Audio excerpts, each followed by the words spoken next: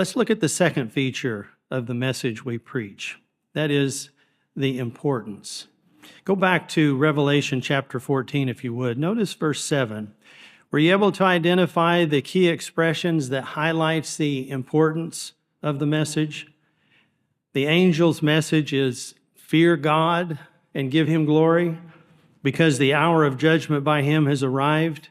So worship Jehovah. Well, the angel's message is very direct and clear, isn't it? We are now living in the hour of judgment by God proclaimed by the angel.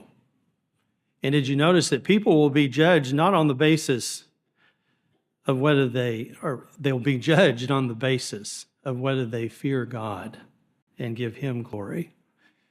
So it emphasizes to us that timing is critical. People need to act because it means their life. Now you think about that expression, fear God, it conveys the idea that Jehovah is looking for individuals that respond by change, that the truth is reaching their heart, it's transforming their lives. They begin to live by Jehovah's standards, not their own. They begin to turn away from what is bad. And they begin to give glory to Jehovah. They begin to trust him. They begin to follow the direction that he provides through his organization. Yes, it's all about trusting Jehovah and following the direction he provides through his organization.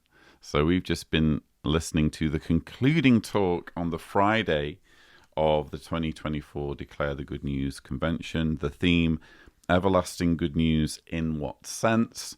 And this particular speaker is a gentleman named Ryan Barber. He's actually on the US branch committee, which I guess would make him a Wallkill Bethelite. Wow, I mean, they just can't help it, can they? It's like they were doing so well in general on this day of the convention, because immediately you'll see, if you've been following my channel for a while, that I haven't had much to say on this day of the convention. Again, normally I would cover, say, the Friday of a convention in 2 videos, both of which would be like 2 or 3 hours long back in the day. That's what I was doing. And I obviously watched the entire Friday of the convention, pen in hand, you know, waiting for moments that might be of interest to my viewers. And I've only been able to come up with 7 that I actually find interesting. They've largely played it safe so far in the Friday. I haven't yet looked at the Saturday or Sunday. That's to come in future rebuttals. They've done what I would do if I were them, which is just talk about Jesus. You can't really go wrong if you're just going to talk about Jesus and uplifting generic themes from Jesus's ministry. But the problem they have is that they are ultimately a cult and will always be a cult.